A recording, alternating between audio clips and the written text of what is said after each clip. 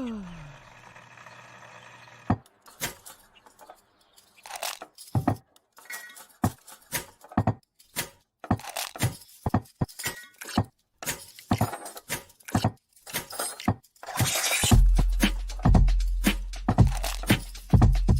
morning. Good morning.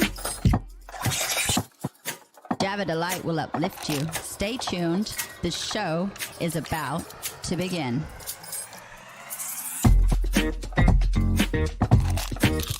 Grab your coffee. Stay tuned. This show is about to begin.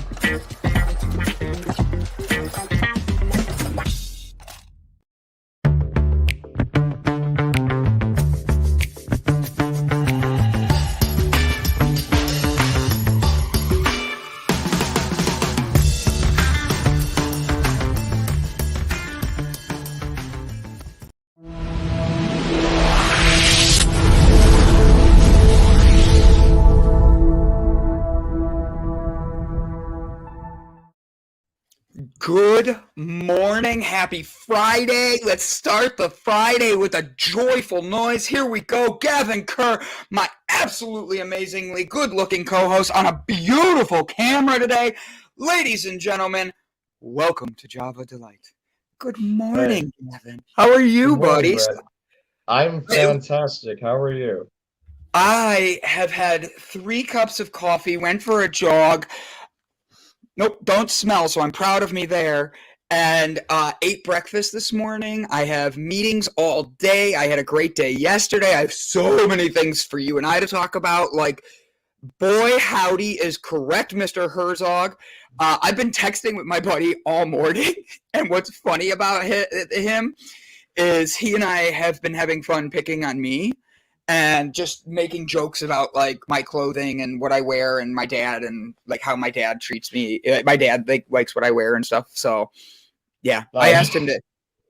He sent me a bunch of masks that are old, like the ones women wear that have like the jewels on them and stuff like that. And yeah. I was cracking up because he sends me this and he's like, I was thinking of getting you this as your new mask. And I was like, I need the matching dress. And he's like, I bet you'd look like your mom back in the day if she shaved her head. I was sitting with my mom. I hand her my phone and I go, what do you think? And she goes, probably. I'm like, I love my mom. It's very lucky to have her. So how are you, my friend? I'm pretty awesome. Last night at karaoke was very successful. Had a lot of singers, a lot of returning singers, which was great, and then some new singers as well. I felt bad because I ended up going over late again, by about a half an hour. The patrons don't care; they loved it. They're having a great time. But the owner, or not the owner, the manager who was there last night was kind of irritated by it. But I had this one guy who he just kept giving me tips and paying me more to keep going, and so like I'm like, well, I kind of can't say no. And he was a really nice guy. His name was Anthony Janovic or Andy Janovic. I'm saying that right? And you were at where? I was at where was I at? Shit. Tony Case. Tony Case. Thank you. Brain fart. Still waking up. I literally thought Hatfields, and I'm like, no, Hatfields was yesterday and Saturday. Yeah, no. So he was, but he was a really nice guy, super cool dude. He had a little bit to drink, so he was loosened up. He was dancing and whatnot, having a good time. He's the fullback for the Browns, so that was pretty cool. But yeah, he just kept giving me money. Wait a minute. My camera just went out, I think. Oh.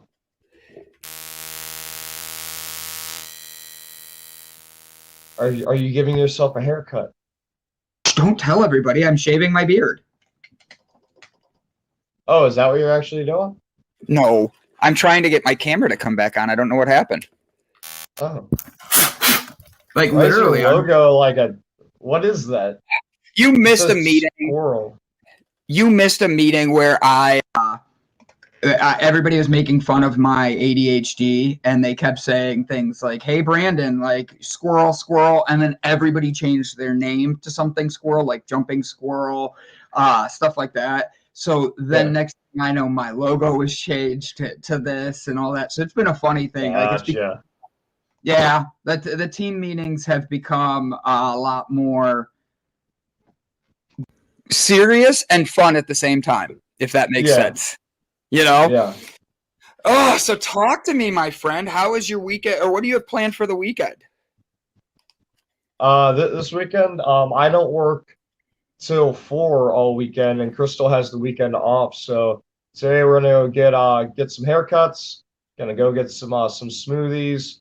I'm gonna get like some probably like a protein or energy smoothie, and then she'll get a hangover one.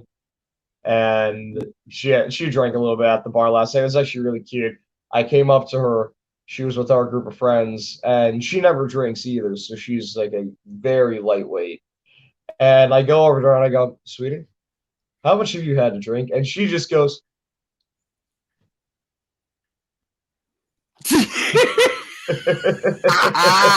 I love it. yeah. Oh, She's that's adorable. funny. And she's Yeah, off all so weekend. yeah. Well, she works.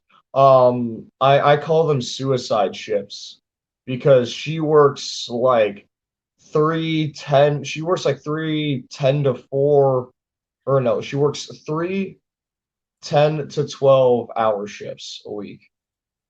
Really? Yeah. So she's only And then doing 30 hours a week? no, usually it's like 12 hours. So she'll do Oh, I like three see. or four. Yeah, she'll do 3 or 4 days, and then she'll work those days like 10 to 12 hours each. Got it. Sometimes Got even it. longer as well. I've like she's left, and then people have called off, and then she won't come home until like after like a 14-hour shift. Oh, I hate those days. I really do. Yeah. Where like you're watching the clock to get to the end of the day.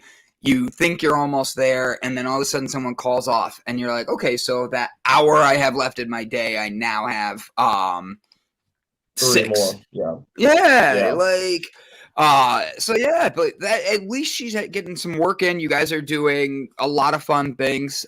You and I were texting this morning. We both had some pretty good news we woke up to. Yeah. What the hell is that about? Oh my God. For those who are investing right now in any kind of cryptocurrency, Doge, or also known as Doggy Coin, has gone up tremendously. I know I Yeah, have a whole bunch of them. I wish I put more money into them because I I'm up like, what is it, like 600 or 700%? It's up. yep. It's in the Something. last 2 days, it's gone up 600%. It's over the last 2 months, it's up 1,400%. When you and I talked, I originally said, "Hey, buying now." It's and this is one of my regulars that we talk to. But I talked to about investing and where to look. Him and I go back and forth. He and I were texting this morning. I had a few other guys reach out to me that we buy stuff with, and they say, "Hey, check this out. Check this out." Uh, you got in it just under a penny, correct? No, I got in when it was, oh yeah, it was at like 0.004. So 4 cents. Oh, wait, less than a penny. You were at 4 cents of a penny. I got Yeah, in 4 times. at like, Like four oh, to six around there. so how much money did you put in? Let's start with that. Like, did I you? don't know off the top of my head because I put in money regularly. I just like put in like $5 to $10 every couple weeks. Oh, okay. I didn't know that's how you were Yeah. doing it. That's awesome. Yeah. That's a good thing. Uh, what I've only put $75 in, and I'm up $592 as a or $89 when you and I were Yeah. texting this morning. Hell, let's look right now, see where we're at. Sound good? I think it'd be a Yeah. fun thing. Let's see. All right, so this is literally in the last 2 days. You and I have watched this thing shoot up. As of right now, oh, it's down a little bit right now. Oh no, I For saw it shoot up this morning. Like that was it. Because it was I almost didn't at even five know. cents. It was almost at 50 cents. I'm sorry, 50 cents, and we bought it at less than a penny a stock. So yeah, make sure that if you're looking into that, like, you do your thing. I am up $202 today alone on a $75 purchase.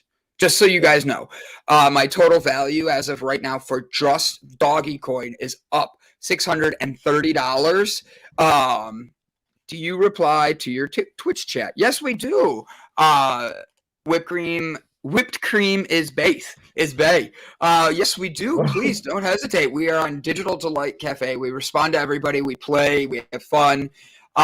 So, Gavin, I have an excitingly great article today. Are you ready to dive into these things and have some fun? Yes, but I'm also trying to figure out why the coin is going up right now. Why Doggy Coin is going up? Yeah.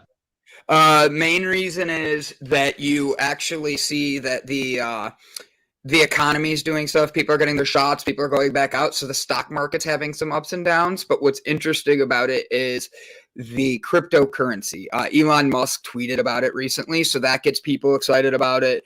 The more people are talking about it, so it gets more people talking about it. Oh, I see what you're saying. Hey, all right. So I have my article here, and we'll come back to that.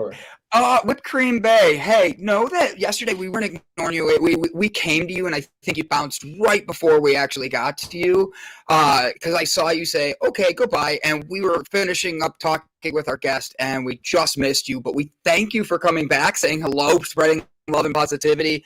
Glad you're here. Please do not have fun with, or don't miss out on having some fun with us. That is not it. Meme traffic has spiked, is what I'm getting here. And honestly, meme traffic. So the weird thing is Doggy Coin was started only from a meme. Dead serious. So it starts from a meme. Are we really living in such a Black Mirror society that the amount of the currency of our stocks is determined by memes and jokes now? How about the fact that a lot of people get their news from the memes and the stocks and all those things, you know? I mean, that's how I learn about things. I learn when there's a flood of new memes coming in. I'm like, what the hell are they talking about? And then I go look into them, like, oh, snap, okay. Yeah, and I'm sitting there, oh, she passed out. I get it, 1 a.m., passing out. You're getting congratulations for buying this, Gavin. Like, for real. Guys, Doggy Coin. Download the app at Robinhood and do yourself a favor. Start looking into it, because Gavin and I got in early and we're seeing it, and they're already saying in the next 5 years that stock could look like a Bitcoin. So put $20 in. That is literally something that you, instead of buying drinks for a girl that night, or buying like something for yourself that you don't need, like chocolate and candies just to fill up for the weekend. That's just my weekends. Yeah. Do yourself a favor. Jacqueline Rodriguez, hello. Sorry, ADHD kicked in. It's been a fun morning. Well, let me think really quick. So I have like 1,700 of them. And I bought them when they were like a sixth of a penny. Let's say a fifth for math's sake. So if that continues to go up, and it just goes up to $1, then what is that, like $170,000? No. Drop it down. $17,000. $17,000. Yep. Now here's the thing I'm about happy with that. Yeah, but think about if you hold out. Go a year, okay? Like, for real. Yeah. Go a year, don't look, don't anything, and then literally, and just so everybody knows, it's DOGECOIN.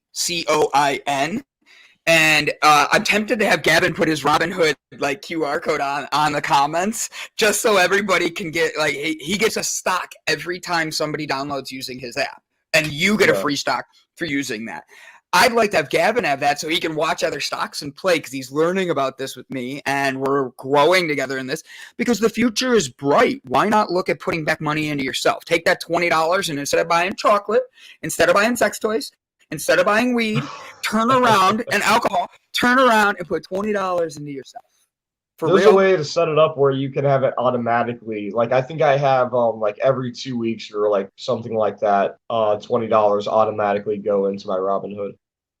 See, that's a great thing. I think you're doing a Yeah. great thing with that. Now, is it only going into Doggy Coin, or are you actually putting it into other things? No, it just goes into the app, and I can disperse it however I want. I gave you a new tip on one today. We're going to see how that pans out over the weekend, and then on Monday, you and I will check back in on this. So, Yeah. Gavin, you are a handsome devil. Your eyes, like, no wonder everybody yells at me all the time. Like, tell Gavin he needs a new camera. He's too handsome. You need to see him. Like, Aw, buddy, you. I don't know why everybody loves to message me, but they tell me all the time. They're like, first off, Gavin needs this. You need to do this. Get rid of that door behind you. I'm like, I can't just get rid of the door. Get a green screen. Okay, I'll get a green screen. I'm sorry. Yeah, I'm on my phone right now. I'm not even on like an actual webcam or anything. I do have a webcam in the works that I will be getting soon from my actual camera. Yeah, see? That's so you can see the comments, right, buddy? Yes, it is. I have to be honest. All right, so don't talk for a second. Gavin has 2 screens, and you can see he's doing both. My favorite comment I've gotten so far was, Gavin looks like he's hanging out with Snoop Dogg. Can we please get him a new camera? I like that. I laughed so hard at that. I was like, I wish it was Snoop Dogg. You know what I'm going to do now? I'm going to figure out a way to get in contact with Snoop Dogg, and I'm going to have him just chill right off camera with me with my phone camera or the new camera when I get it, and just hotbox this room. And then Can I be if the one anybody makes a smoking with Snoop him? Dogg, if you're here for it, yeah. And then if I'll be there. if anybody makes a Snoop Dogg comment, then I'll just have him come in and be like, "For shizzle, my nizzle, what's poppin', yo?" And that's all he says. Yeah, that's all he says. You see Snoop Dogg just pop in the corner. For shizzle, my nizzle. Yeah. I don't know. I got a pretty good job, or I got a pretty good record of running into celebrities and making friends with them. Like I said last night, that was pretty awesome. Yeah, the fullback of the Browns was there doing karaoke. That's who was paying me all that money. So, Did you run your card? Huh? Did you give him a business card? Him no, but the guy who was watching after him, yes. The guy who was watching after him, his name was Sam. I'm not sure what the relationship, if he's just a friend or if he's like supposed to be watching or what the deal was. But he came up to me and asked me if I had a show on Fridays. And I said, no, I don't. And he said, cool, do you got a card? And I said, there's my boss right over there. You can go talk to him about everything. So fingers crossed on that. You do a show on Fridays. We could have got him on here. No. I mean, like, he meant like karaoke or trivia. I get what you meant. I was just saying keeping the Snoop Dogg monologues ads every time. I love it. Yes. And we talk about Doggy Coin. Could you imagine us talking about it? Be like, hold on, let me get the dog to answer this. And then he comes in, he's like, for shizzle, my nizzle, and walks away. Yeah, it's just him. Have you seen the commercials that he does for apps?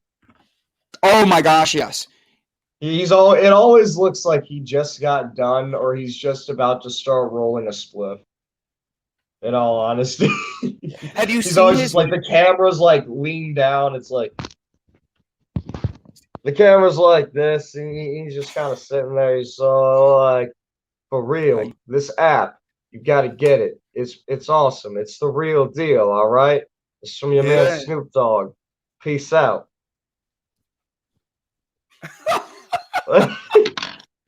That's what I imagine he's doing when he finishes recording those commercials. I don't think Snoop Dogg dresses as a furry. But what he does in his spare time is on him, not us. Yeah. True. That is true. All right, I got my article. You ready? All right. Yeah, what do you got? So this week I found this earlier in the week, and I've been holding on to it for you and I. Colorado proposes giving free therapy to young people while struggling during the pandemic. And I'm all about the mental health areas, about finding our best us. This hit home really well. Colorado is working very hard to ensure that mental health support is there for young people struggling in a pandemic. Bill 21158 I don't know why they have a number after him, was introduced to the House. Oh, bill number 21.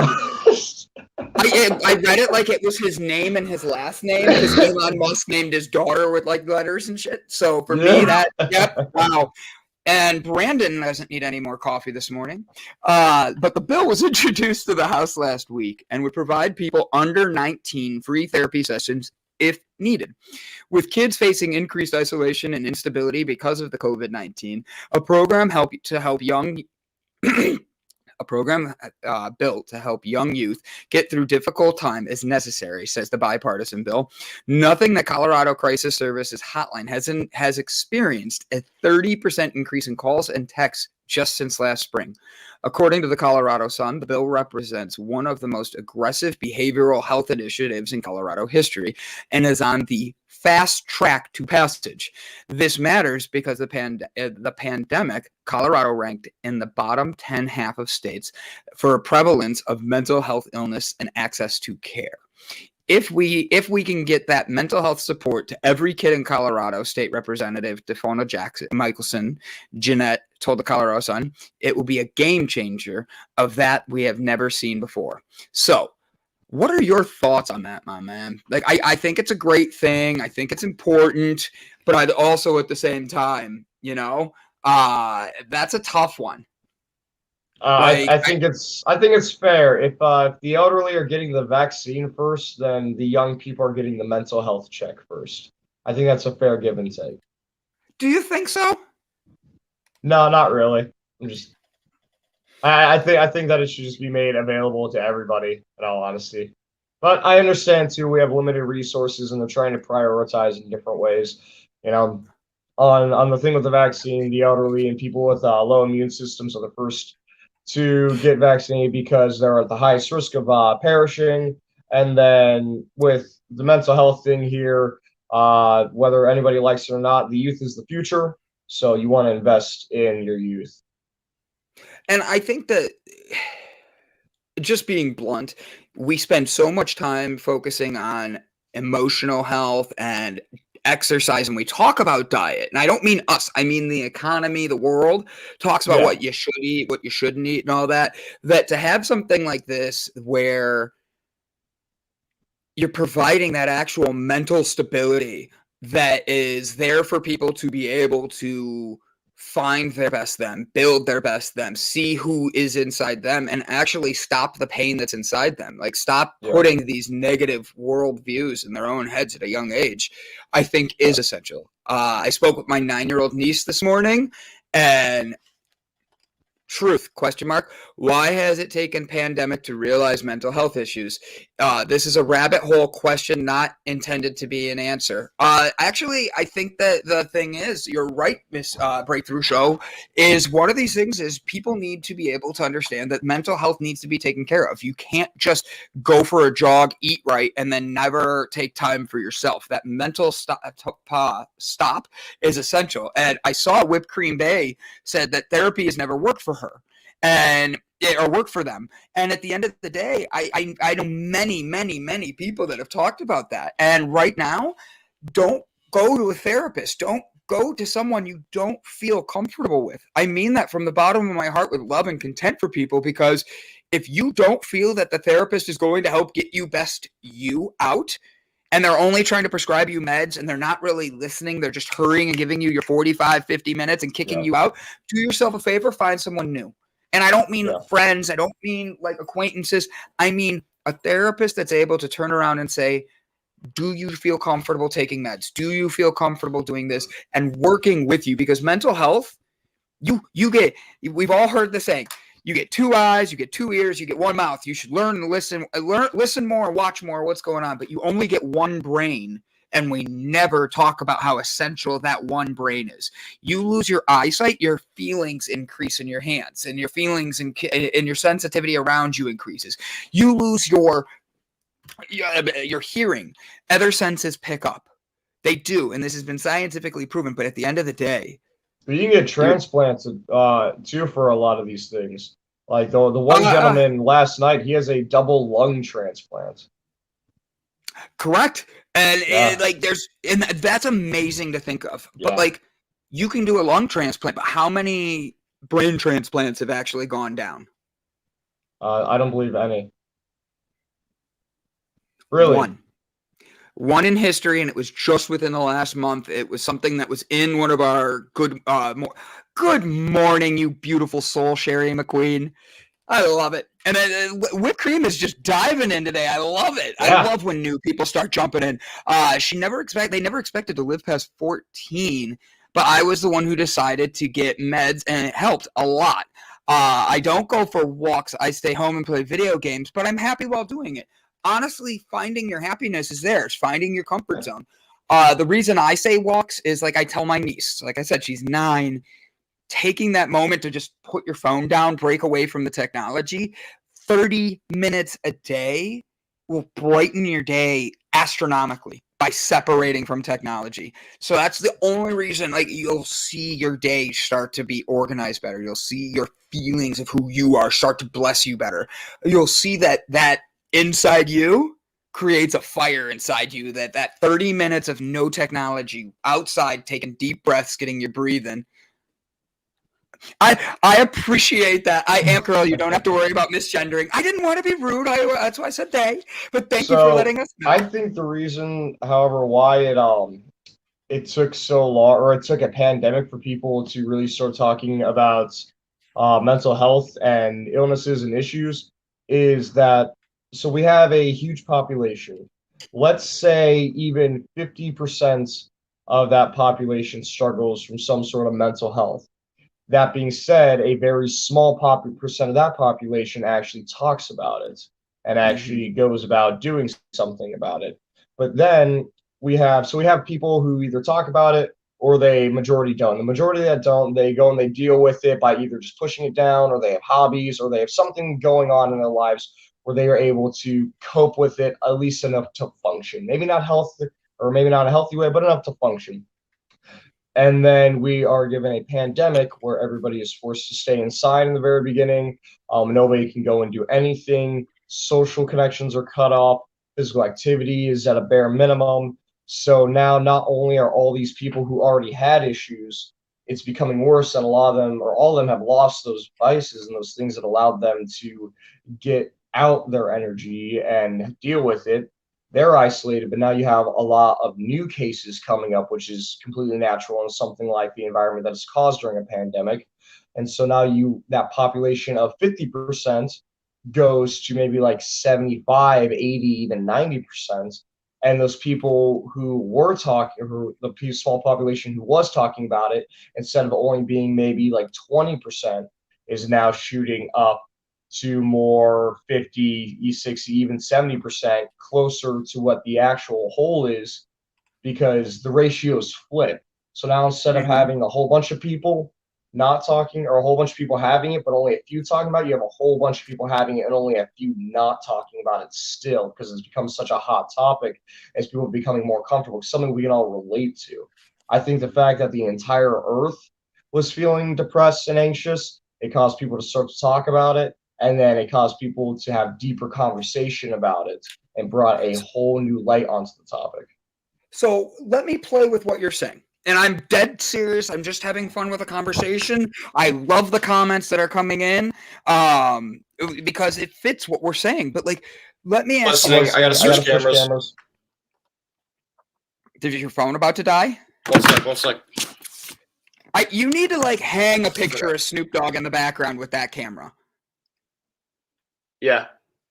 Sorry. I hear what you said. And I'll explain in a second while I'm switching cameras. You're good, buddy. I said, did you need to hang a picture of Snoop Dogg and, like, Willie Nelson in the background if you're gonna use that camera, just because it fits, and that way you could be like, for shizzle my nizzle. Yeah. Did Gavin get a nudie? I don't know what a nudie is, but I have a guess. I don't know what a nudie is either. Oh, that's why I got a new picture. No. So I signed Crystal and I up for this Nightmare Combat in Columbus, is what it is. I'll pull it up. It's crazy looking. What? All right. While you do that, I will go back to what I was saying really quick. That way you can have a second. So have you ever walked in a room and two people are just fighting, and you can walk in and they don't even have to be talking, but you feel the energy of that room that feels tense and you need to get out. Have you ever had that? Yeah, absolutely. So I think that's an emotion everybody can understand. But here's the thing that's interesting. When the entire world is being told to worry, stressed, sorry, this made me laugh by Jessica. Your name is making me hungry. But like, if the whole world is feeling a stress and anxiety, a negative emotion and being filled with negative thoughts, and our media is just telling us all the things we're doing wrong, and I'm not insulting any side of the media. I'm saying all of it comes across negative. Have you ever listened to a sports talk radio show? It is like the most angry thing. Everything. You could literally, they just are angry. I tell my dad that's why I don't listen to sports talk anymore, is it's like everything you do is wrong.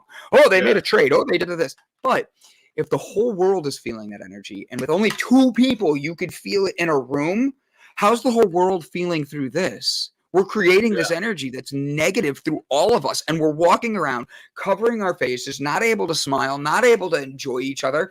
I'm not able to hug you like I want to. I went to dinner yesterday with a comedian, and she and I were talking to the managers, and they were cracking up because I'm like, I just want to hug people. I want to. You see people's faces looking like they're just beaten to a pulp after 2020. And I made this analogy yesterday to Brett Gordon, our Monday host, and I said, "Isn't it ironic? The 2020 means perfect vision, but the year of 2020, we had our eyes covered." Yeah. All right, go ahead. I'll shut up now. Okay, it's okay. Take a breath, buddy. Things are getting better. Anyway, it's not even that. So angry because the brown. Go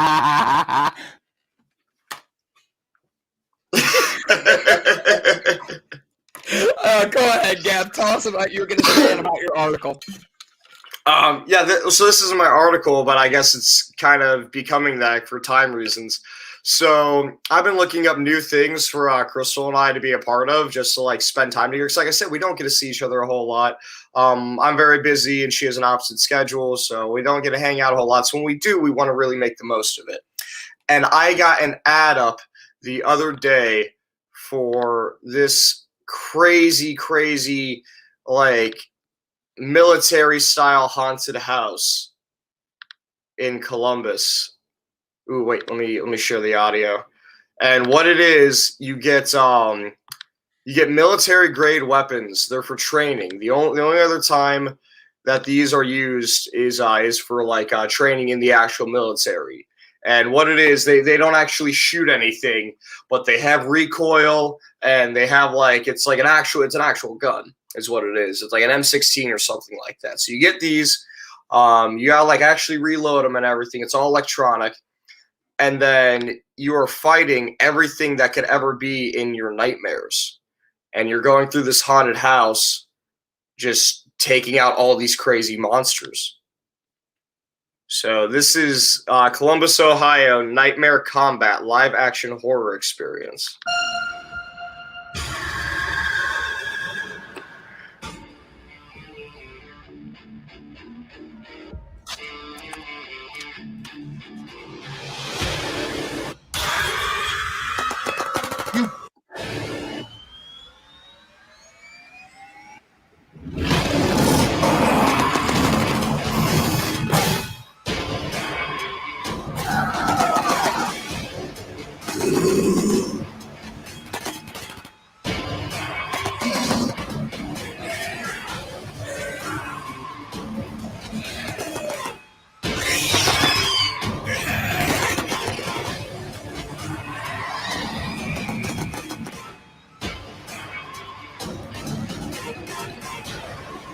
Okay. What? So they have both electronics and live action actors in it. And if you looked closely, you saw they had collars around their wrists and their necks. And what that does is when they get shot, it vibrates, so they know that you hit them. So that's so it's like crazy laser tag mixed together with a haunted house. When are And you you doing saw. this? So I actually, the reason why I freaked out is because I signed up for the early registration, so I get access to tickets an hour before everybody else. And so I think I'll be right back because I have a piece of paper for the date that we. Oh wait, let me try to remember. Dave Farrow. All right, show me how to remember things. It is in June on a Saturday. What are the Saturdays in June? I want to say it's the 18th. I'm sending you good energy for it. That way, that's what I'm doing here for you, helping you remember. Let's see, in June. It's the 19th. Ah, damn it. Yeah, One day off. 19th. Yep, 19th of June. It's Saturday. We're gonna try to go at, I think, like 4 o'clock is when she wanted to go. So you have to go, and you get to shoot live at. It's like a zombie apocalypse. It's anything that you could imagine in your nightmares. Okay, and you have a paintball gun. No, more like a laser tag gun. Well, you have an M16. It's an actual, it is an actual M16. I like how everybody's throwing numbers at you now, trying to help you. Yeah. Yeah, so it's an actual M16. It is a real gun, but they've rigged it so that way it's just for training. They use this in the military as well. Interesting. This is going to be fun. How much was this, if you don't mind me asking? I don't know. I got to wait 20 minutes before I find out. If you got 37. 30, what? Yeah, 37. That's the number where you're going to pick. There aren't 37 days in a month. That's what you think. Pretty positive on it. Find me a calendar that has 37 days on it. Yeah, just 37 or like 47 and 37's in there? At least 37. Deal. I'm going to be on that. While you're buying your tickets, if I find a calendar with 37 days on it, at least, you're going to buy me a ticket? I can do that, yeah. If I find that calendar? Yeah. Okay, deal. Yeah. Deal. Oh, man. In all seriousness, the things I've seen in real life making that game look G-rated. And honestly, he's a veteran. He is yeah,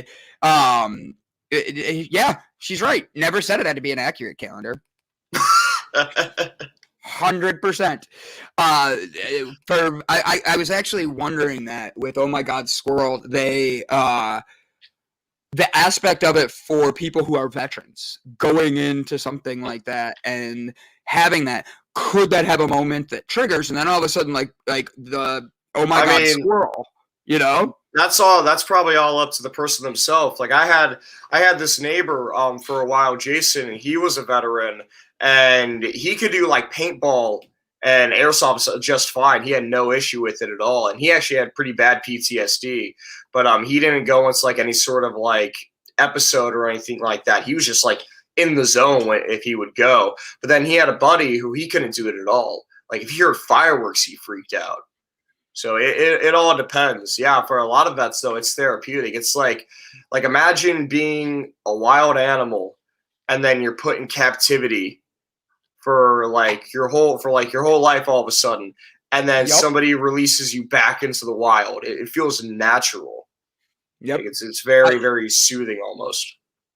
I honestly, when you look at it, let me know the price because I might want to go down with. I want to go down with you, but depending on it, I might want to just jump on because this sounds like a fun thing, and getting to light people up like that would be fun. I mean, I will send you the link right now because it sells out quick. Like it sells out within, if not the first couple, like the first day, the first couple hours. That's why I went ahead and I signed up for the early thing. I'm loving the Oh My God Squirrel is not revealing who he is to Suze, and I love that because they know each other, they talk a lot, and she has no idea who it is, and I do. He's a very great guy. He is funny. If you see Jumping Squirrel, that is Fernando. Other kids were out playing paintball. You were eating the paintballs. Don't do that. I'm glad you got out of that phase. I understand as a kid we try things. I think I ate lead paint chips as a kid, but for real, Sue's got it. There's the link if anybody is in the Ohio, Columbus, Cleveland area and would like to go to it as well. And then I'm going to send it to you in the private chat. I love it. I love it. Thank you, buddy. Good share. Yes, Good there share. you go. Absolutely. Yeah, definitely check it out. But that's, you know, little stuff like that I feel like is a lot of fun. Suffering from... Nope. Herbal doctor called Dr. So Suze might be right or might not. That's what we're waiting to find out. I can't tell if this is an ad or not. I can't either. It seems like a real... Damian Sampson, do us a favor and let us know you're a person, not just an ad. Yeah. Because that way we'd include you. Because right now you look like an ad, buddy. And I don't want to, like, be weird. So, Gavin, we usually have Dr. Trina on Fridays. She has agreed to be a part of the show. Her and I were texting last night. She's actually going through it right now. She's got some pretty severe allergies that is messing her up drastically. And what I mean by I'm sorry to cut you off, but I think that's an ad because that's a virus and there is no cure for it. There are remedies for that, but there's no actual cure for that. And it says herpes. That's what threw me. I almost clicked it and read it out loud. So I do think it's an ad. Oh, this is cool. Our first Australian. Oh my god! You have no idea how excited I am about that. So, yesterday I did. What was it? Between the Notes. I did my episode. Is that up, by the way? Do you know? No, I wanted to talk to you about that after the show. I wanted to put a few things in there, and then and I we'll talk after the show because I'm going to make you access to a few things, give you more stuff. Awesome, thank you.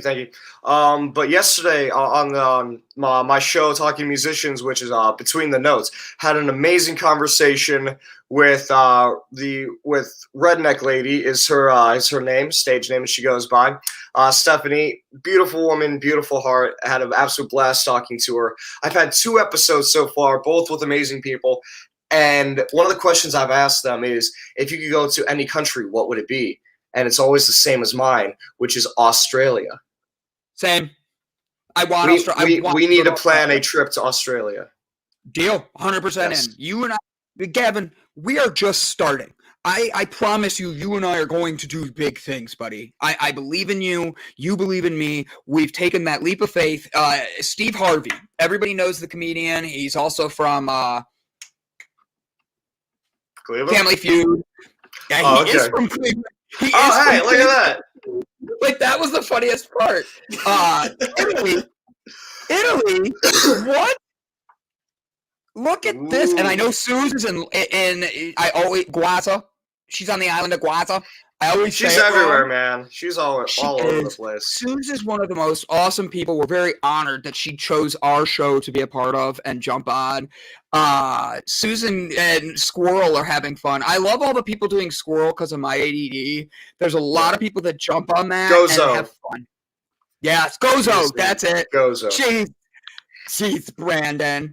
But I would go to Australia in a heartbeat, buddy. You and I need to plan that so we can get to Australia, excuse me, the coffee came up very quick. But like, I think you and I going to Australia would be absolutely amazing. I just, it's one of the countries I want to go to. I would want to go to my other one, my number 2, South Africa. Ooh, all right. I dig that. That'd be sweet.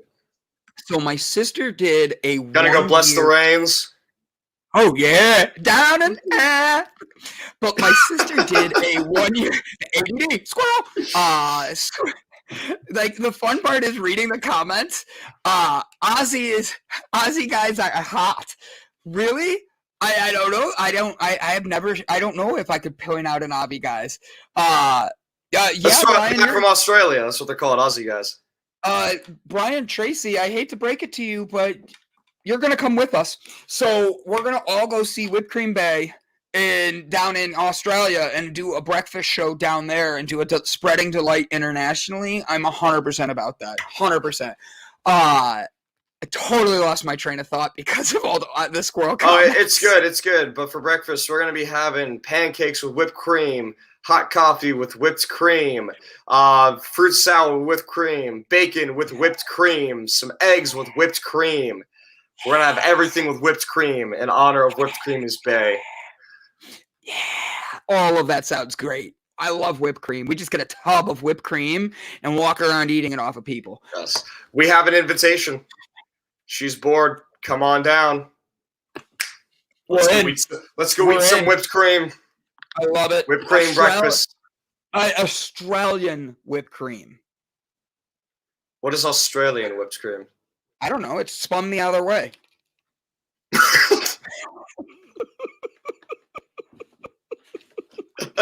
So this weekend, Dr. Trina is not feeling well. She really has been sick. She's been sick for about 3 weeks now. Next week, she's actually going on vacation, and she won't be able to be here either. So she said, please know I am very sorry.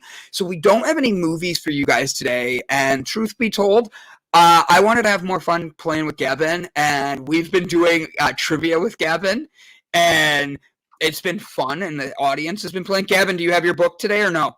I do. Yeah, I want to go grab it. Do you want to quiz me and see how good we do? We have a couple minutes before the guest comes. Yeah, we can do that. I love it. I have an Australian with whipped cream. We're putting in orders like McDonald's, like you pull up to the Delight Cafe. Yes. So, ladies and gentlemen, we want to thank you. Sherry McQueen, I want to throw this to you really quick. ADD Squirrel, but it's a love one. Sherry McQueen, I want you to know we're sending good vibes, prayers, everything that we can to the doctor for you. Wish you the best. Send good energy. Love you, girl. You got this. I like your trivia. Whipped cream girl's only 5'2". That's a great height. But 6'8", I like her next response. 6'8"? That's a tall bitch. That's funny as hell. Like, I read that and I'm like, gotta put it. All right, Kevin, you are in charge, my friend. Take over, and I'm gonna read the bio while you figure out the questions of our guests. No, I got the questions here, so read the bio and I'm ready to go when you are. You got it. Ladies and gentlemen, please stick around. In the next 15 to 20 minutes, Anne Purcell is an award-winning author of Transcendental Meditation Technique and the Journey of Enlightenment and the Power of Transcendence. She growing in love, creativity, health, and happiness. The books cover a wide range of topics, including health, well-being, yoga, entitlement, silence, heaven, and God. She also published 2 collections of poetry, Tender Flower of Heaven, and her most recent Droplets of Reflection, and contributed regular to the Huffington Post, and has been interviewed by many podcasts and the radios. These are available on her website, entitlementforeveryone.com. We'll share that when she gets on here. As a songwriter, Anne has released many albums. Her 2 most recent songs are To the Full Moon and upcoming Oh Mother Earth. Since 1973, Anne has taught Transcendental Meditation and has advanced programs in many countries. So, Transcendental Meditation Advanced Program in many countries around the world. She is also an international leader in Transcendental Women's Organization and donates all proceeds of her photography, books, and music to the educational programs. I absolutely am ecstatic for this interview. I think it's going to be great. This is going to be, I love it. I love this. I love that she's coming on. Transcendental Meditation. Do you know what that is, Gavin? Isn't that when, like, you get in such a heavy state of meditation that your spirit leaves your body? I believe that would be what they call it, but we're going to find out, aren't we? Yeah. Shauna Jones, good morning, love. We are so happy you're here. All right, guys, it's time for that time in the day. Trivia with Gavin Kerr. Yeah, I'm giving you a radio voice. I was going to say, this has unintentionally become a segment. People love this, man. It's fun. So the category is Michael Jackson. True or false? I'm in. True or false? Jackson was born in Gary, Indiana. True. Give the viewers a couple moments. I already answered for them. Yeah, right. All right, guys. Was he right? Michael Jackson was born in, it's true or false. He was born in Gary, Indiana. True or false? I got 2 trues. It is true. It is true. There you go. All right, next question. I'm ready.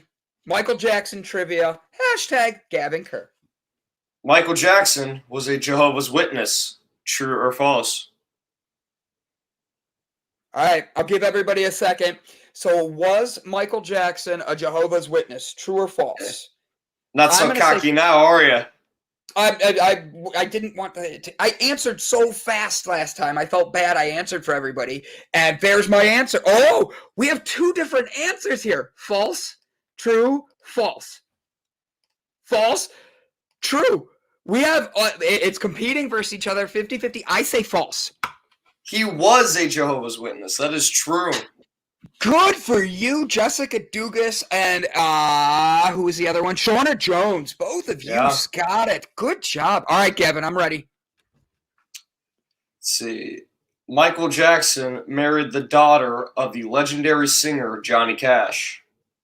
True or false? Do you want me to write my answers like everybody else? If you want to. I'm just trying to be fair because I think I'm right on this one. I'll give you sign language. Everybody's saying false. Everybody said false. So just to play the opposite side, I'm gonna go true just to be different. All right. It is false. Lisa Marie Presley was the daughter of Elvis. That's who he married. Look at this. They even got the Elvis part. I feel like we should give them extra point for that. Extra life point for Suze and oh my God, Squirrel today. Boop, boop. Some bonuses. Yup. You guys are getting extra life points. Let's see. Michael Jackson has been inducted into the Rock and Roll Hall of Fame twice. True or false? Question. Where is the Rock and Roll Hall of Fame? It's in Cleveland. Boom. Why is it in Cleveland? You know what? I feel like I did know this at one point, but I cannot recall. So radio DJ created the slogan, the heart of rock and roll. And he was a Cleveland DJ, and he started playing music from there, and it became the Rock and Roll Center. So that's why the Rock and Roll Hall of Fame is here in Cleveland, Ohio. And did you know, Mr. Gavin Kerr, that this year's Rock and Roll Hall of Fame induction ceremonies is in June or in October? I'm sorry, they moved it for COVID stuff, and it is in Cleveland every third year. So it's in Cleveland this year. I did not know that. Oh, do you want to go? Is that a question you need to ask me? No, I'm already working on tickets for us, just so you know. So do me a favor. It's almost 1 a.m. and my baby messaged me. Never mind, sleeping now. Whipped Cream Bay, I want you to know how much we loved having you on. I know it's late there. You have now set us up for a precedent of extreme joy knowing that we have fans that are all over the world. Our biggest place we're excited to be is in Australia now. Like Gavin and I have talked about this before. So yes.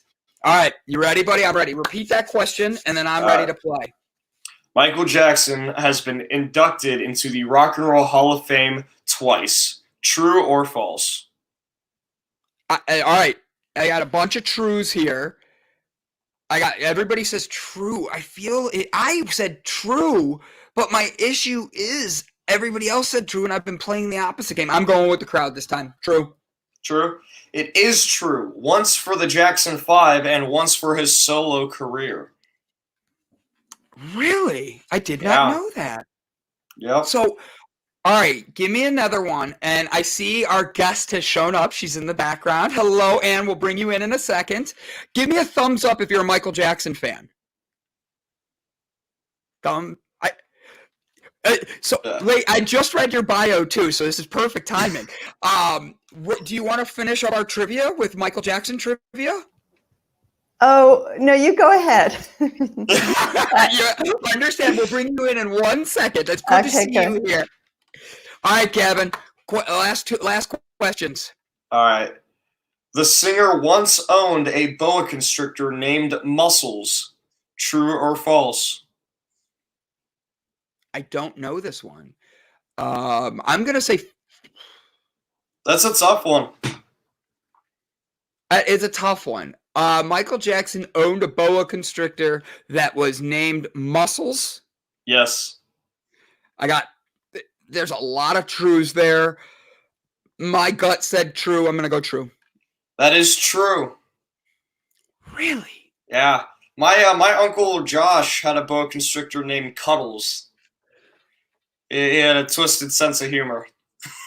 I mean, that's a good name for one. Let's be honest. That's It creative. is. That's what they I think do. it's funny. And he had a monkey named Bubbles.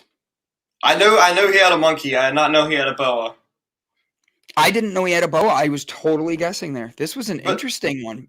Yeah, but that fits. That fits his style. I could see him with like his special glove and his hat on and his sunglasses, and then just this big, sexy boa just draped across him. You know what? I see it. Yeah, I could see it. Yeah, you're saying it. Hey, Sherry McQueen, trust in your gut, my dear. Intuition, thumbs up. I love it. Yep. I love it.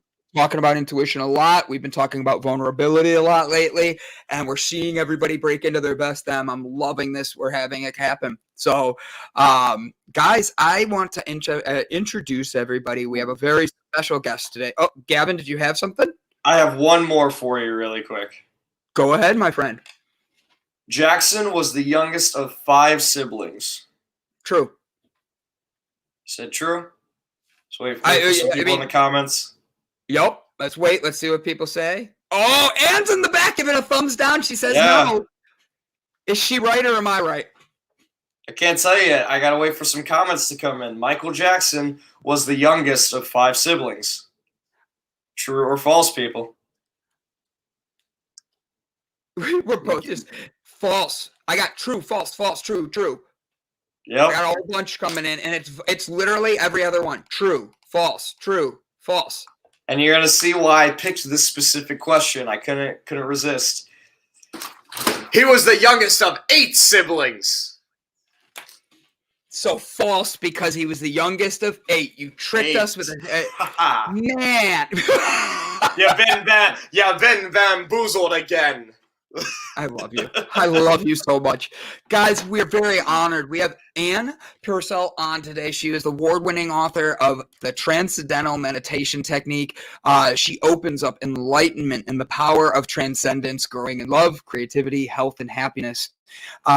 She already looks like a ray of sunshine. I'm super excited we get to have her on. Ladies and gentlemen, please welcome Miss Anne Purcell.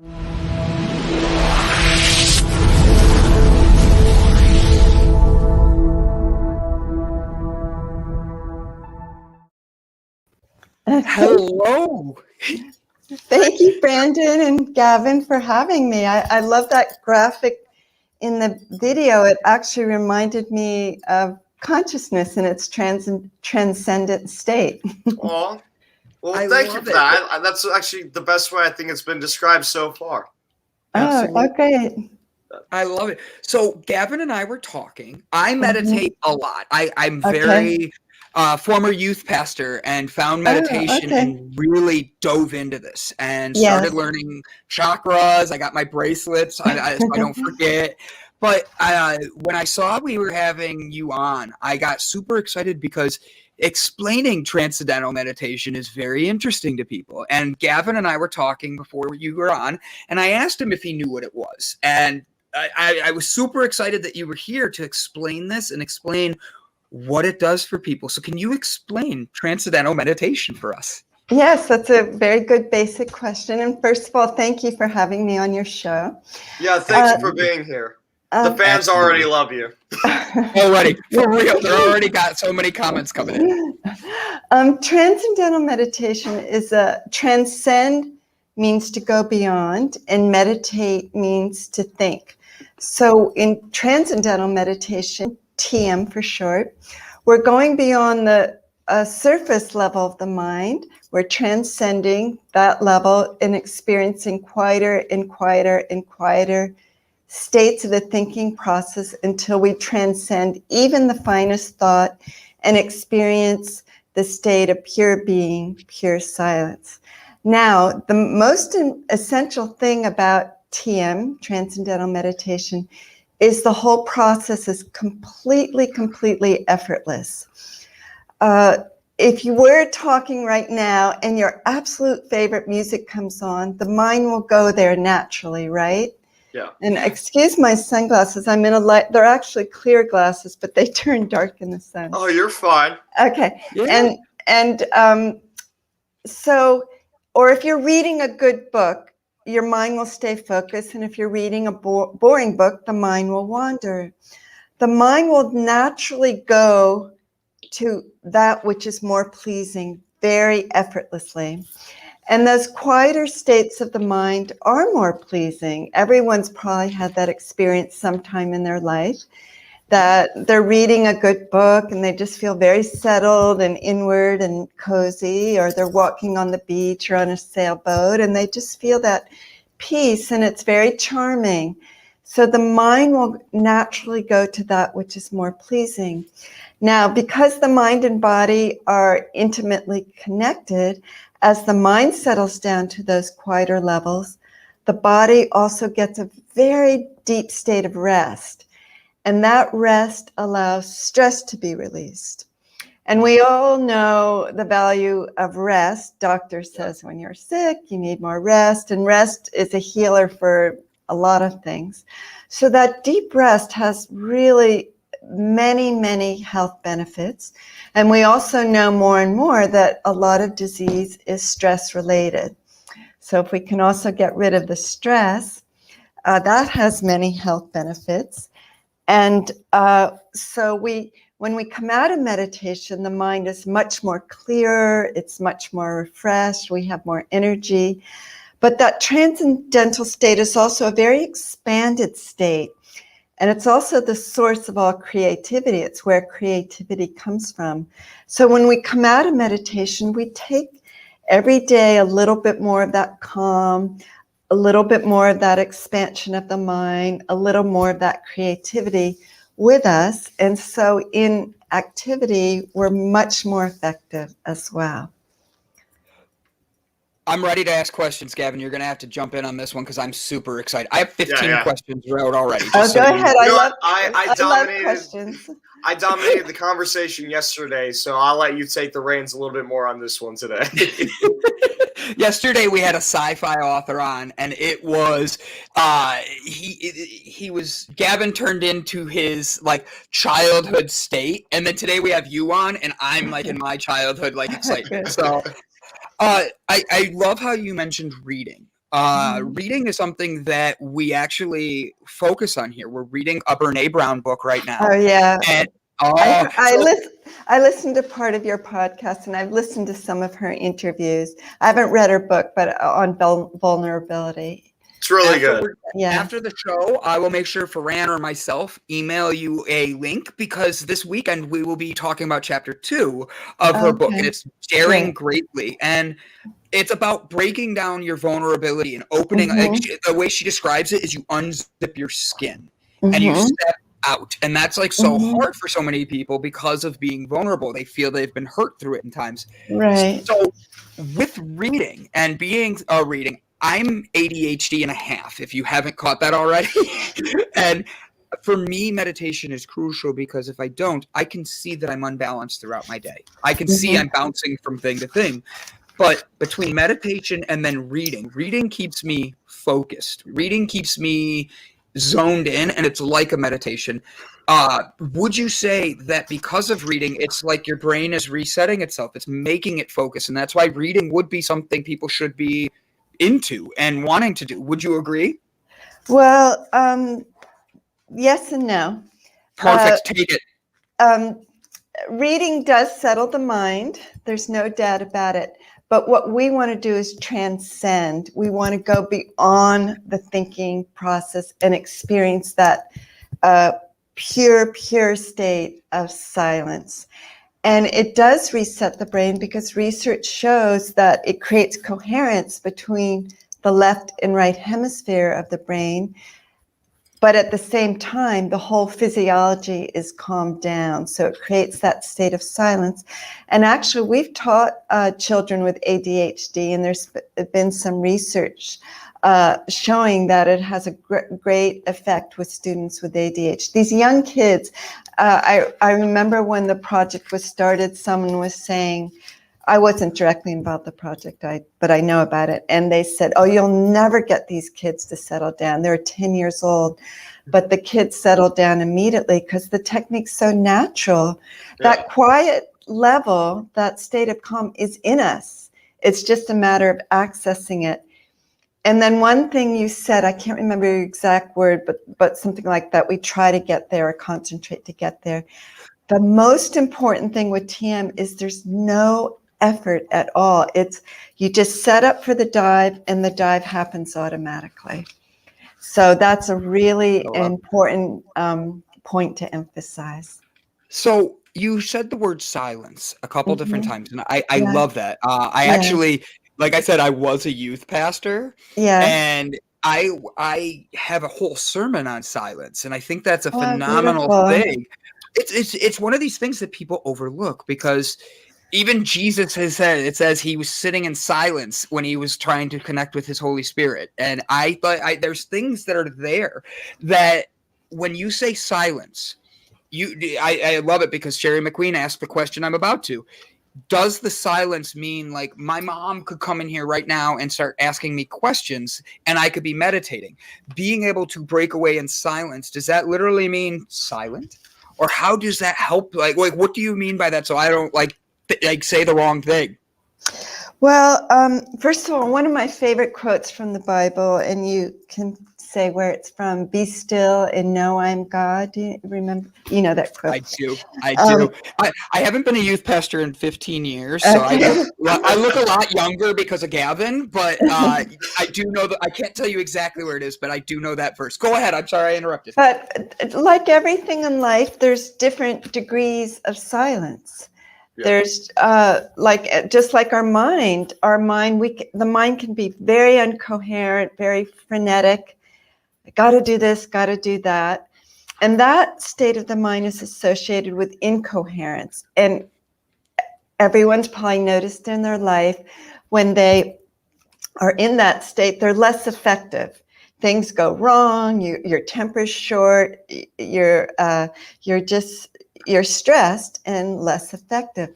But then when you're more settled and you feel more clear and things go more smoothly.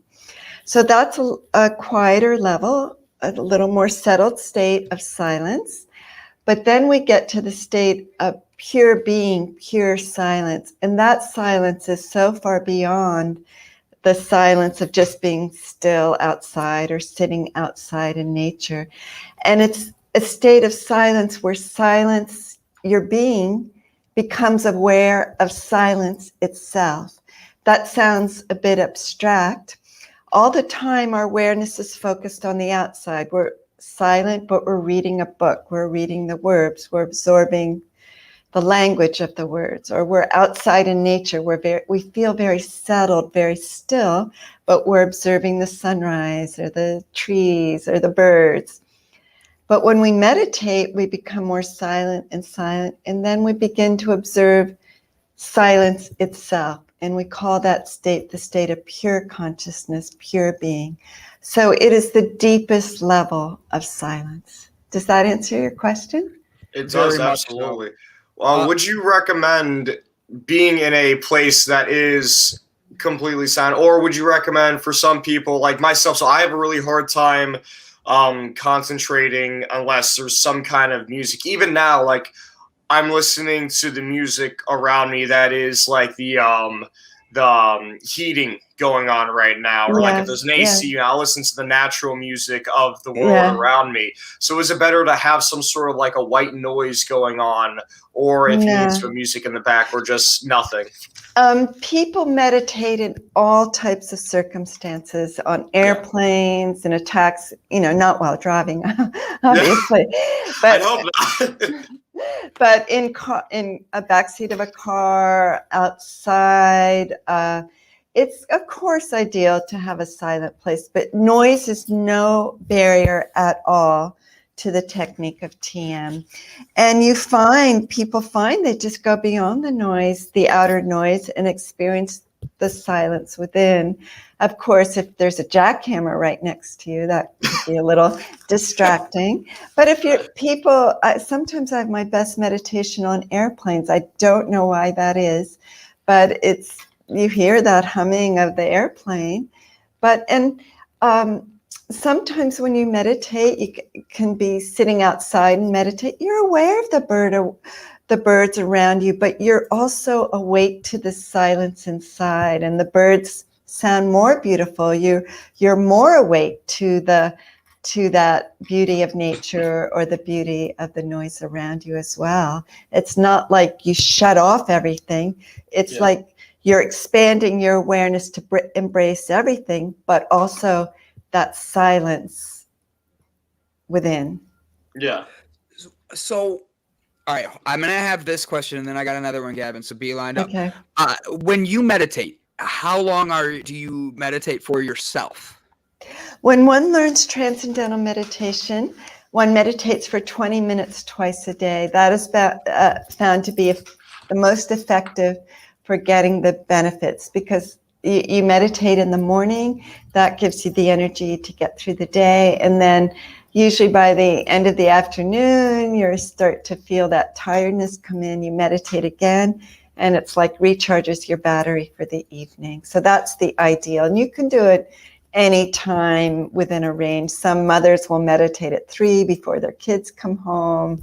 Other people, workmen might, I have a nephew who meditates on the train going into New York, on the subway or on the train going into New York back and forth. Yeah. So people just have to adapt to their schedule. Some business people will set up a room in their office and they'll take a break and meditate in the office. Jerry Seinfeld's a big meditator, and he said he would meditate. He'd take a break before lunch and get his meditation in then. Really? You get to see my mom walk behind me now. Great. I'll have to put my glasses on. Hi, Mom. Yeah. Mom, I have a guest that says hello to you. We're talking about meditation today. This is her and I's office. I moved back in with my parents for a little bit, and for the pandemic. Somewhat. It's I remember the wrong way. Sorry, Mom. There you go. Hi, nice to meet you. She says, "Nice to meet you, Mom." Nice to meet you too. Yeah, I love my mom. My mom, I'm not telling her you say hi, or she's not going to leave the show, Gavin. She loves you more than me sometimes. So, Anne, why do you think it is so many people, like the silence is almost, and I'm going to use the word deafening, as weird as that sounds to some people, but why do you think that is? Like, I know that my ADD kicks in during the silent times, and I've had to learn through meditation over the last few years how to truly stop myself from letting my mind go on a journey and literally be able to be in that silence, because it used to trigger anxieties, fears, depression in me. And I wanted to break through that. And I knew the silence was the hardest part. How do people break through the silence? How do you recommend it? I love it. She's smiling so big. Well, it's interesting. I have like this 4-line poem I wrote just on that thought. Could I read it? Absolutely, yeah. Why is silence sometimes deafening to hear, too loud to bear? Other times a symphony of peace, offering release, soothing the soul. Is that in your book? Yes, it's in my book. A little plug here. Droplets of Reflection. I love it. I shared your website already. I love to share a link to your book for everybody too. Thank you. I'll share your website again because thank you. I'm a big advocate for meditation. Great. I believe like your soul, your humanness that we're here for, you have to be like a car, start from the top down. You can't just you can't change your diet and exercise and then think everything's going to be all right. You have to do the mind. You forget the mind. Exactly. But getting that to the point with silence so deafening, sometimes we just walk into a room and we just feel uncomfortable. And it's because often we feel uncomfortable with ourselves, and all of a sudden we're all alone, and that silence is not a comfort. And that's just certain vulnerabilities or stress starts to bubble up in that silence. We get by ourselves, and all of a sudden we face our fears or our stress or our vulnerabilities because there's no distractions. And so we're experiencing more that surface level of silence and the noise in our mind. But when we can transcend that level and go to that deep level within, then we experience that bliss of silence, that joy of silence, that release of silence. So would your recommendation be when you're in that silence and it comes in, just keep focusing, keep pushing through? Gavin, I scared him off with all this meditation talk. But would you say when you're in that silence and you get where I'm going, like the problems of the world start hitting you, it's very easy to let them take you in another direction. Taking you another direction. Well, that's why I practice TM, just because if, some worries bubble up and then you start to meditate and then afterwards you think, oh, what was I even worried about?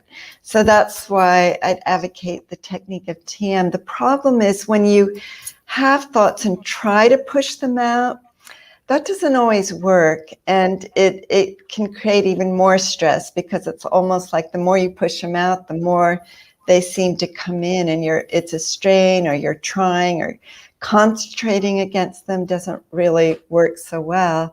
And we want to transcend them. One, we want to transcend them. Two, we want to get rid of stress, the stress of the thoughts we're having. And so when we transcend and we give the body a deep rest, then it relieves that stress. And when you come out of meditation, then that's the stress of those thoughts are gone.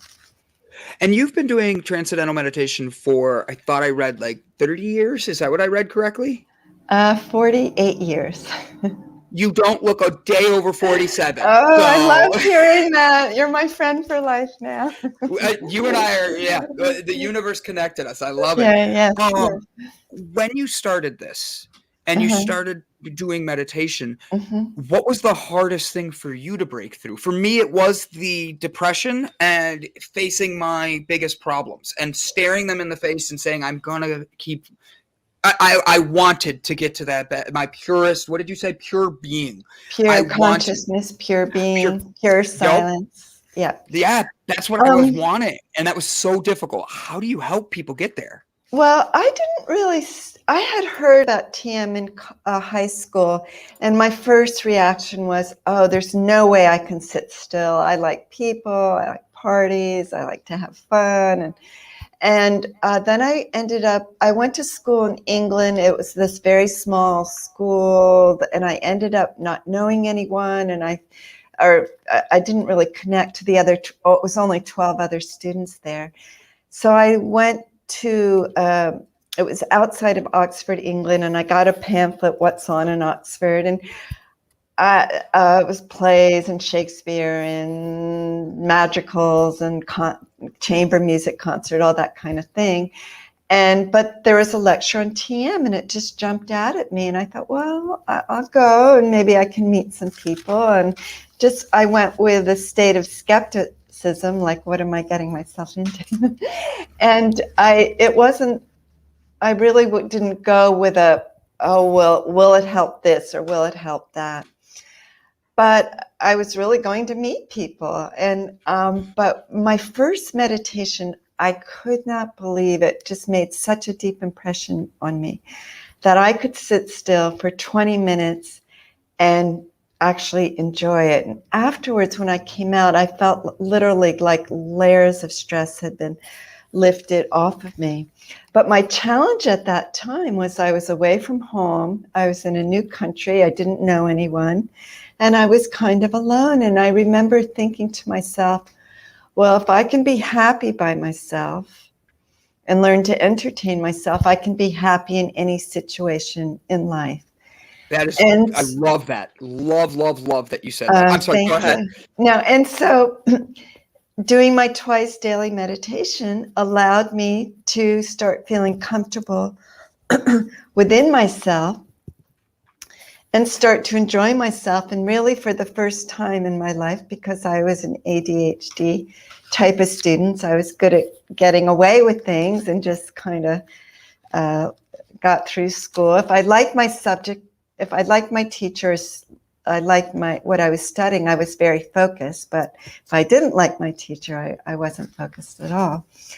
And I started focusing in on my work in a very natural way. I found I started liking to go to the library and study, which was a new experience. And somehow being more calm and settled in myself allowed me to settle into my work. And so that's how it helped me in the beginning. And then I just love the subjective experience of meditating. I love the peace it gave me. I love that feeling of silence. And what I also loved, and this goes back to Renee Brown and vulnerability, I felt those walls of vulnerability start to just melt away naturally. There was no intellectualizing, oh, I shouldn't be vulnerable, or oh, this. I just started to feel more myself, more who I was. It was a feeling of coming home. And I felt my heart open up. And I've had experiences in the past where I'm around certain people and I feel my defenses going up because I don't want to be hurt by their sharp arrows. Or what they say is like a dagger in your heart. So you put up defenses. And more and more, those defenses aren't there. There's just a natural openness, which means it is a feeling of vulnerability sometimes, but there's also a growing sense of not taking it personally when other people, it's their problem, not my problem. And I'm able to let it bounce off more where it doesn't pierce my heart. It just, oh, well, I'm sorry they feel like that, or, ooh, that was kind of a sharp thing to say, but it just didn't affect me. It affects me less and less because I know more and more. Yep. When I'm stronger in myself, I know who I am. I feel more established in who I am due to TM all these years. And so it doesn't affect me as much. It's able to bounce off. So that vulnerability is there, that sensitivity is there, but in a way that's more empathetic. Is that the right word? In a way that's more empathetic towards that person rather than defensive or reactive towards that person. I actually think that is the best way I've heard that said. And I mean that because because you're opening up your vulnerability to people, but then you're turning around being empathetic to their side. And instead of having judgment, you're turning around and saying, well, I see your side, and not letting it, as you said, the daggers hit your heart. Yeah. And I think that's essential because there's a lot of people who don't realize sometimes people choose words just to hurt you, and they might not even know that's deep inside them. They're saying something that hurts them, and we take that pain. So I think that I love what you're saying there. So I have a question. Can I just elaborate quickly on that point? This is your show. I'm here to listen. Oh, no, I love your questions, and I love the liveliness of this discussion. Maharishi Mahesh Yogi, the founder of TM, he once gave some very wise advice. He always said, speak the truth, but speak the truth that is pleasing. So you don't hurt someone. But he said, someone who speaks unkindly, it's a reflection of the mud, excuse the hard language, inside of them. And so that made me, again, more empathetic when other people shoots those daggers or are rough with you or just sharp. Who knows? As my father once told me as a kid when I was complaining against my teacher or someone, he said he would never let me complain. He'd always say, well, you don't know what side of bed they woke up on the morning. You don't know the problems they're having in their family. And that was also a good lesson. Not that I could listen to it because you are affected by your people and it's natural to react. But the stronger you become in yourself, the more you're able to be empathetic and not let those daggers ruin your own vulnerability where you have to put up all these walls inside you. So we have a question here about being able to. Oh, wait, wrong one. Can we do a meditation live here on air? If one of my questions was going to be, can you show us a technique? It doesn't have to be a whole 20 minutes. It could be a few Right. minutes. I asked that as my sister called me this morning, and she has my favorite person in the world, my niece. And my niece is FaceTiming me. She's 9 years old. And when she gets dropped off at school, my sister goes, "Hey, I need your help." Bye, Gavin. We lost Gavin. I'm like, she calls me and she's all upset. And I'm like, "What's wrong?" And she's like, "Well, my niece has just been diagnosed with ADHD. And they want to talk to me about it because of growing up with it and the medicines I've been on and off of and all these things." And I just think this is the universe's timing, because I'm trying to explain to my parents what the meditations do. And I literally said at breakfast to my mom this morning is, I wish I knew how to start the meditation for my sister and my niece because of her being 9. And I don't want her to have to be, excused for a better word, but drugged is like, and put on medicines for more than just being able to be herself. And I want her to be able to find her inner pure being. And and that's like I'm going to talk to my niece tomorrow. We're going to video chat. And what advice would you give? And if you're willing to do a meditation, can you show us some things to help people who are starting? Well, ooh, that's a tough one. I saw the face. I love it. Yes, I wish I could, but TM is learned, it's a 4-day course, and you have to go to a center to learn from a certified teacher. And it's just about an hour and a half for 4 days, and then you have it for life. And you can't learn it from a book. You can't learn it by someone just telling you what to do. Yeah. But I would also say for your niece, and it's that relationship is so precious, is that at age, we teach a sitting meditation at the age of 10. Up to age 10, we have what's called a word of wisdom, a walking meditation. 10 years old is the ideal time to learn TM, because ADHD in most cases, it's like the brain is just it just is growing. The left and right hemisphere of the brain is growing at maybe one side's more predominant, or it's just different from you could quote average person in school. And it's not, for a lot of kids who are ADHD, it's real. It's talked about as a problem, but it's just their brain is growing in a different way, and they need different stimulations, or maybe they need to learn differently. And so it shouldn't be looked at as a disease, or, in some extreme cases, there may be some problems there. But the general level of ADHD, unfortunately, a lot of kids are drugged. But fortunately with TM, it does settle the mind, and it does integrate the left and right hemisphere of the brain. So they can, in most cases, learn TM, and then they grow out of their ADHD more quickly. They're more settled, they're more able to focus. And we did a study in the school in Washington, D.C. I believe it was called the Kingsbury School, with kids with ADHD. And one of the things that the kids said, they liked the TM for 2 reasons. One, it self-empowered them. It was something they could do on their own. And 2, they didn't have the side effects of the medication.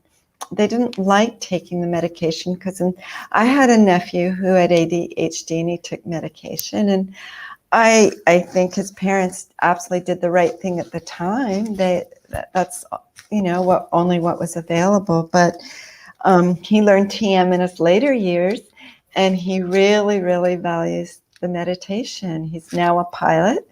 I mean, he became a pilot before he learned TM, but he really finds meditating helps him with long flights and to recharge. And when he was going through his advanced training, it helped him with studying. So it is very effective for kids learning. I'm sorry I can't do an online meditation though. No, I kind No, of you're really fine. wouldn't be able to, but I wanted to see if there was something anyways, Yeah, just yeah. because like you the worst you could say is no, and that's not a bad answer. Yeah, it's But boundaries to hit and that.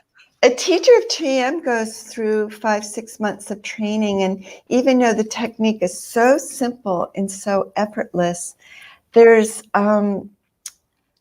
they're trained to deal with any situation that comes up. And the whole power of TM is in its naturalness and in its simplicity and easiness. And as a culture and as a society, we're used to trying and no pain, no gain, and we have to concentrate if we're going to achieve something, or we intellectually try to always change our mind. But the beauty of TM is that these changes happen naturally and spontaneously over time. It's not like an instant cure. Some people have really dramatic results. Other people, it's more gradual and over time, but because every physiology is different. We teach in prisons now, and prisoners, because probably of the level of stress, the contrast is so great that they have really nice experiences. And we also teach veterans who have PTSD, and we've gotten a grant from the Department of Defense, and we're doing some phase 2 studies now, and the preliminary research shows that within 3 months the TM reduced the PTSD like by 50% and was more and the veterans again liked it better than taking the drugs, which only mask the cause of the cause of PTSD. It doesn't get rid of the stress, the underlying stress. But it allows them a 100%. way to sort of deal with it. Well, yes, deal with it, but to get rid of the stress. That's what I mean, yeah. Yeah. Like there's a lot of, in business, there's a lot of stress management. How do you manage the stress that that's coming at you? And there are intellectual ways, or there's some deep, take a breath or pause before you react. In TM, we don't say we don't manage stress. We just get rid of our own stress, and then naturally we're more effective then in dealing with the stress around us. And also, when we're more calm, we calm the situation around us much more effectively. Or when we're clear, we're more creative to giving solutions to the problems rather than getting all stressed about it. So one of our regulars made a great comment here about walking meditations is one of their absolute favorites. And like that led into everybody having a discussion over on the side, which I love, about like how do you meditate while walking and how do you do that stuff. What would you say about walking meditations and how to actually be able to get out, and what's your thought on that? Okay, well, with children, they learn what we call the word of wisdom. They get a mantra, which is a meaningless sound but has a positive vibration, you can say, soothing effect. And it just teaches children just that quality of inward. They don't sit down and transcend. They just do it for a few minutes a day, twice a day. And it just gives that feeling of something inward, and it has a very nice effect on the physiology.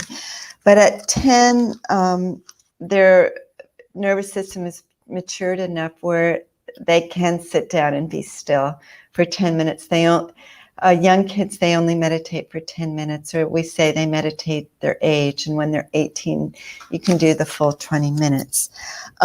But in general walking meditation, I mean, if there's so many types of meditations, there's walking meditations, there's just hundreds of types. But walking meditation, meditate means to think, and I'm not quite sure what type of walking meditation are you talking about. Are you out in nature walking, observing nature? Are you out in nature walking, thinking some nice, pleasant thoughts? And all that is nice. There's nothing wrong with that. And it probably has some soothing quality. But we want to transcend. We want to experience the source of thought. And you can't do that while your awareness is outside walking. Even if, it's hard to close your eyes and walk, I guess, But even if you're walking, closing your eyes, that you would not be able to transcend. You need to be seated and be seated comfortably. Yeah. So the objective of TM is to go beyond meditation and to experience, to transcend the thinking state and experience the source of thought, that state of pure silence. So I'm curious, how do you know when you start hitting the deeper levels of meditation and you're not just falling asleep? So that's one of the issues that I had when I first started meditating, was I'd start to pass out after a while. And I just kind of doze off. Well, even in TM, sometimes people fall asleep. With TM, it's very natural, and it will give you what your body needs. If you didn't sleep well at night and you start to meditate, maybe you'll fall asleep for 5 minutes in your meditation. The great thing about it is it's a very deep sleep. And when people wake up, they feel so much more refreshed. We never resist anything in TM. If the body needs to sleep, it will fall asleep. Katy Perry, I don't mean to name drop here, but we had a wonderful event. It was an online event hosted by George Stephanopoulos and Hugh Jackman and Dr. Jennifer, I can't remember her last name. She's one of the medical correspondents on, I believe, Good Morning America. But Katy Perry's been meditating for many years now, probably 7 or 8 years, and she just had a baby, and she said meditating has really helped her deal with the fatigue of being a new mother.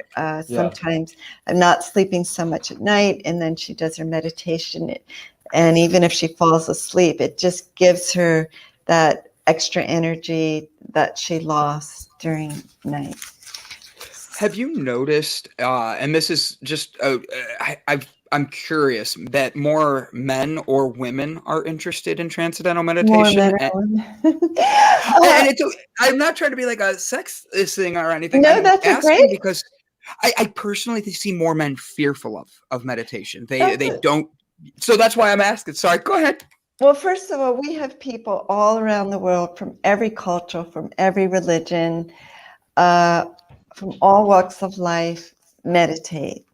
And a lot of men meditate. But I will say, I have heard just that in general, in introductory lectures, sometimes it's more the wives or the mothers or women who come, but then they'll get their husbands to meditate if they learn first. I think that's actually how a lot of people do it. It's not just meditation. It's like where they find their hub. I only say that because one of our big conversations is about mental health, and men's mental health is a big thing. That is like earlier in the show, we had a whole conversation about therapy and how people don't want to go to therapy, and how in certain minds, the mindset is to be like, they don't think therapy is going to help them. They automatically have nixed it. And finding that niche that's yours, that's why I had to ask about the men and women thing. Well, if I can just comment on that. Veterans, and I don't want to negate therapy in any way. For some people, therapy is really good and really important, and they should always go by their doctor's advice. But veterans, when therapy is more talking through the problems, and that you're dealing with a problem on the level of the problem. You're not necessarily dealing with the underlying cause. I mean, you can get to the underlying cause, talking and talking and talking, but there's still stress in the physiology connected with that cause. And in TM, you don't have to worry you don't have to analyze the cause. We just meditate, the body gets the deep breaths, the stress is released, and more you're getting rid of those stresses, And some people meditate and still go through therapy. Another name dropping is Howard Stern, believe it or not, has been meditating since he was 18 years old. He loves his meditation. His mom meditates. I believe his sister meditates. And he's been going to therapy all these years. So you can do both. But veterans find that the TM gets rid of the stress. We're just talking about it. It relives the stress for some veterans, and they find that can be uncomfortable also. Yeah. So. Makes sense. Where do you like find when you're in like a really, we all get there. We have that negative state and we're stuck and we Yes. can't get out of it. Meditation gets you out of it, but at the same point, it helps you. But what are some tips you'd give? I'm not used to having my mom in here, so all of a sudden I'm like, who's that in the background? Like, not, I'm in my own world focusing on Anne. How would you recommend, like, people who are in that dark space that haven't been doing transcendental meditation, how would you recommend them start that first step towards themselves? Well, the first thing they can do is go online. We have two websites. tm.org is the umbrella website. And then tm-woman.org, which is, we've started a women's wing of our TM organization that's making an outreach to different women's organizations. We have programs with nurses now, women doctors, and sometimes women just like enjoy being together as women. So you can go to either of those websites. You can hear an introductory lecture on the website. You can also find a teacher in your area on the website. And you can sign up to, you can call your teacher, or even, can you, I have my friend here, can you sign up to learn on the website, or you call the TM Center directly? You get in touch with the local teacher. You get in touch with the local TM Center and then sign up to learn with them. And you, again, it's just 4 days. It's, I think, the best, there is a fee, but it's probably the best investment you can make in your whole life. Because you're investing in yourself. You're investing in your health, your well-being, and if you divide the cost by the every day of the rest of your life, it's nothing. Yes. Yeah, I love it. I love it. So you said you started this in high school, and I was 18, my first year of college. First year of college. I knew you said 18. I gave you the high school, just, you know, let you keep that youngness that you have going. Have you noticed that keeping yourself aligned, you have to do more than just the meditation? I'm assuming you get out, you do a little bit of exercise. You actually, like, your diet plays a crucial role in it. And the words you choose when talking, even. When you're doing those things, what do you how do you, A, how is your diet? And then B, like, I mean, like, I get a lot of people that say they're vegetarians. So I'm curious if you're along those lines and if you noticed. Well, with TM, you don't have to make any lifestyle change or belief changes. As I said, everyone from all backgrounds, all religions, meat eaters, everyone. Of course, diet in anyone's life is important for health and well-being. There's so many different diets out there. I am a vegetarian, but I actually became one before, or started to become one before I learned to meditate. It was just, I didn't like the meat where I went to school. I went away to a boarding school and I couldn't stand the meat. And so I just ate all the pasta and vegetables. But there are no rules or restrictions. Of course, exercise is essential for everyone. And I enjoy exercising. I definitely exercise. I try to exercise every day in some format, either good walk or workout on Zoom these days, or even some tennis, whatever I can do. Swimming, I love to swim. I'm fortunate to live in Florida, so I can swim easily in the ocean or in a pool. So yeah, exercise. And exercise creates those endorphins in the brain, and is also, so it creates those happy chemicals. So exercise is essential, whether for everybody. I know that you kept saying that rest is a very huge part about just health in general. Yes, and that's exactly what this is. It's taking time to rest and rebuild from the inside and your mentality. By doing this regularly, if you do it for so long, will that affect your sleep in a way where you don't need to sleep as long? Instead of maybe 8 hours of sleep, you only need 6? Or are you not sure? Actually, sleep is really essential for everyone. Proper sleep at night is good. A lot of Yeah. people find they sleep better when they learn TM, Yeah. but you will always need your sleep. But if you haven't slept well and you have your meditation, that can really help you catch up with the sleep you didn't get at night. But we would always recommend sleep. Sleep is an individual thing too. Some people just Yeah. need more sleep. Every physiology is different. And meditators, their physiology doesn't all become the same. They still have their different physiologies, different body types. So some people just naturally need more sleep. Some people need less sleep. And yes, in general, you still need proper sleep at night. Gotcha. Makes sense. Makes sense. So I have your website up here so everybody can Yes. see it. Let's take a Okay, quick good. app. Oop, yeah, that should be it. It didn't want to open on me. There we go. So don't Oh, forget nice. to join her community right here. Clicking it. You can see me clicking it. Sign up. Everybody do that right now. Go click the links. There we go. I'm signed up to be a part of your website now. Joined your community. Thank you for signing up. Guys, Droplets of Reflection, the latest collection of 50 poems by Purcell. Each poem will inspire you to reflect on the inner values of consciousness and the meaning of life. These are Brandon and Gavin, if you give me your Yeah. address, I'd love to send you a copy of my book I was Oh. actually as a gift. Oh, Thank I you would so love much. that. Yeah, we That would be actually would amazing. love to, because we have a book club that we do stuff with, Yeah. and Okay. actually, I would love to connect you with my book club girl, because we should read your book. Oh, I would Um, love that. I would love oh, that.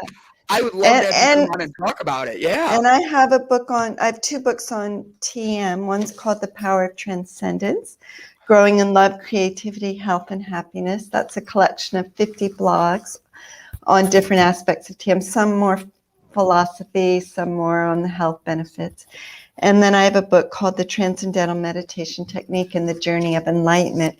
And that gives the whole path and what the growth of consciousness means. And I go into higher states of consciousness. So that book's a bit deeper.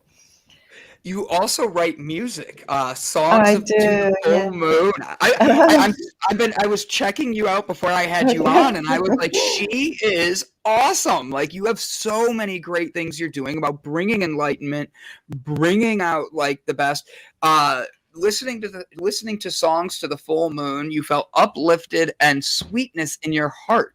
Talk about that for a second. I love these quotes. These are great. Well, I like writing songs about the experience of meditation, and the moon is a metaphor for that fullness and that light of consciousness within.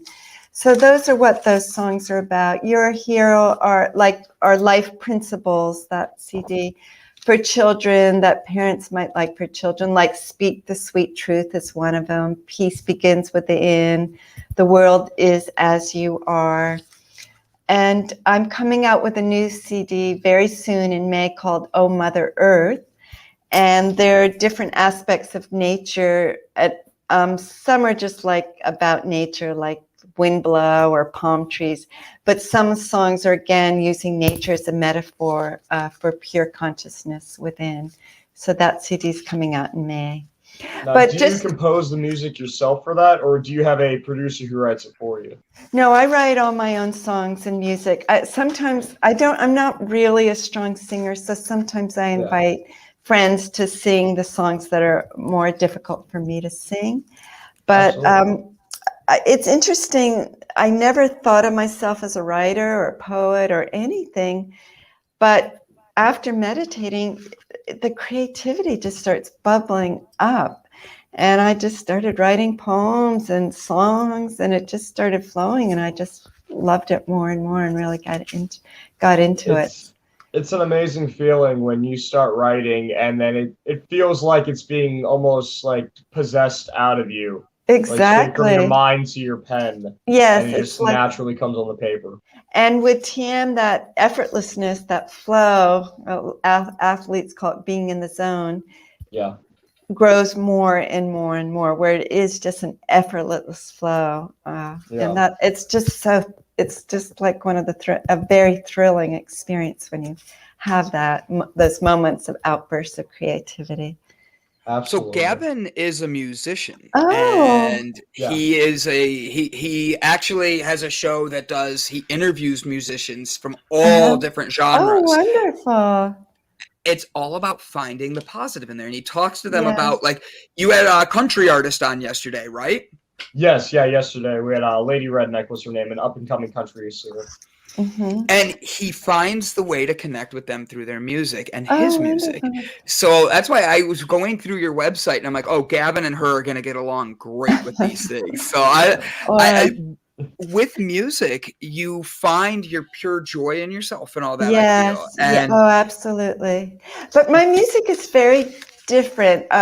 Once my sister said, your music needs more beat, more, and I answered, well, there's millions of people out there who write rock songs and write about relationships breaking up, and my music is about transcendence and the experience of transcendence and uplifting topics, and it's softer and quieter music. It's definitely a very niche market, but that's who I am. So I And love some it. of the best songs written by rock stars are their slow songs. There are their slower, calmer tunes. Yes.